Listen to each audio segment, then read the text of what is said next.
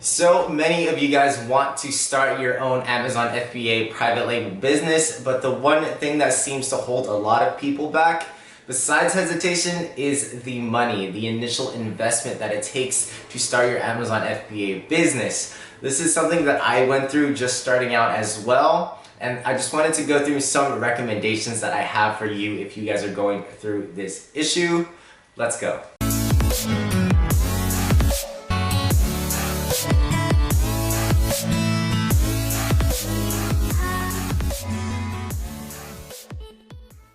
What's up, Prestige fam, and welcome back to the Prestige Amazon FBA YouTube channel. If you guys are new here, welcome. My name is Andy. I put out Amazon FBA specific content twice a week. So if you guys are new here, again, please be sure to subscribe. I'm sure it'll help you guys out a bunch. If you guys haven't already checked out the 2019 Prestige Amazon FBA cheat sheet, please be sure to go do so down below. If you guys are interested in a free 30-minute coaching call, please be sure to stay till the end of this video to find out how I choose one of you guys for that free 30-minute coaching call. But again, if you guys haven't already checked out the Prestige Amazon FBA Mastermind group, please be sure to go do so down below or check that out on Facebook. But you guys are probably struggling and trying to find some type of way to grow your Amazon FBA business for private labeling specifically. I know the struggle. Trust me, I've been there, I've done that. I was living somewhat paycheck to paycheck, working my 9 to 5, and I hated that struggle, and I needed to find a way to do without that, and I needed to start some sort of business, and Amazon FBA was a business route I chose. But I understand the struggle. You may not have that initial investment, you may not have that initial funding to get that started. So what can you do to make that happen? My number one recommendation for this video is retail arbitrage. Now, if you guys don't know what retail arbitrage is, it's basically buying and reselling items that can be profitable, going into major stores like Ross, Marshalls, sometimes the Target clearance sections of any stores, garage sales. If you watch Gary Vee, he goes to garage sales, buys things, flips them online for huge profits. There's such a large retail arbitrage community, and there's plenty of YouTube videos that explain how the retail arbitrage works. But basically, you can go into these stores, buy things at a lower cost, scan them before you actually buy them, check online what their resale value is, buy them, send them to Amazon or eBay, and have that fulfilled and shipped so you collect the profit. So for example, you can buy a pair of shoes at Marshalls or Ross. You can buy a pair of like Adidas Ultra Boost or something like that they're selling for maybe $30 at the store, and you can scan that product and check their online price, and maybe it's selling for 80 bucks. So after some fees, you may be pocketing $40 after shipping and fees into your pocket, and that takes very little initial investment. So let's say you go out and spend $100 a day buying shoes, and you find that in turn the profits you an additional $100 to $200.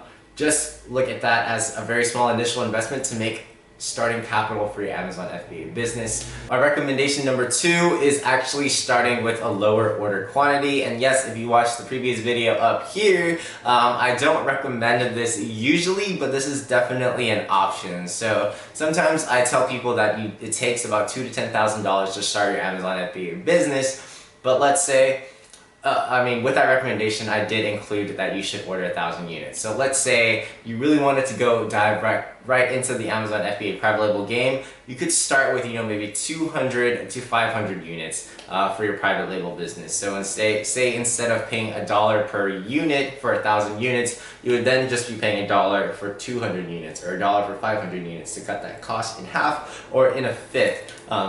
So your initial investment isn't so much. Recommendation number 3 is drop shipping.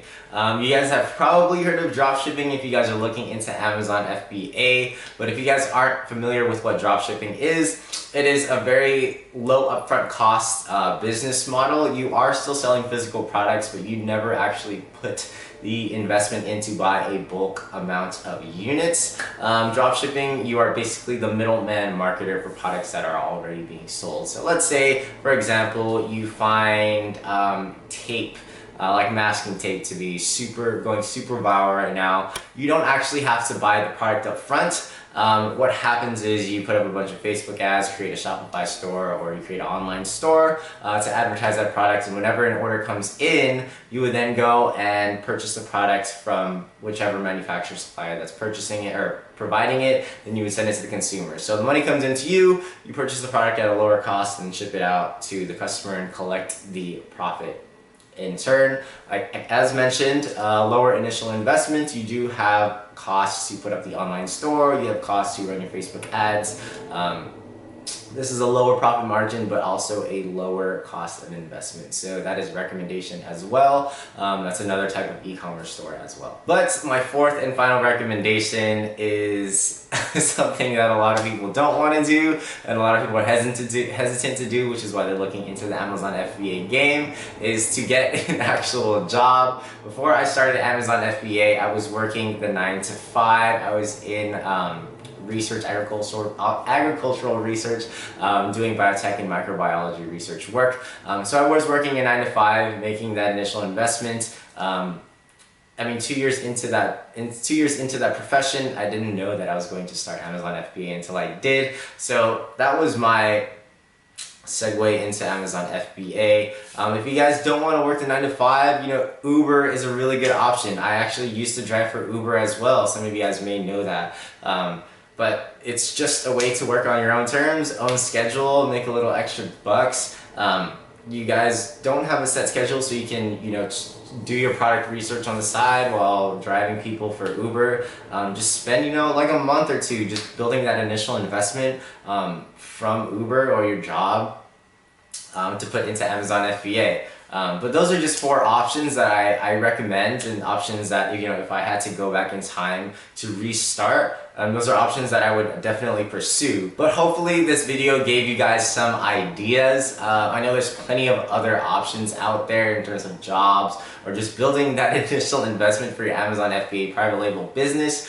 I know this is one of those choking points for people getting started, and especially, maybe just investing in their education for Amazon FBA first. But definitely go out there, guys, grind it out. I'm hoping this video helped you guys out. As always, I thank you guys for watching, and if you guys have stayed tuned to the last few videos, I do give away free 30-minute coaching calls every single video, and all you guys need to do to be entered into that coaching call is like this video, subscribe to the channel, and please be sure to comment down below #PrestigeAmazonFBA. Hopefully within the first hour of me posting these videos, and I'll definitely select one of you guys for that free 30-minute coaching call. But until next time, as always, I thank you guys for tuning in, and I'll catch you guys at the next video. Peace.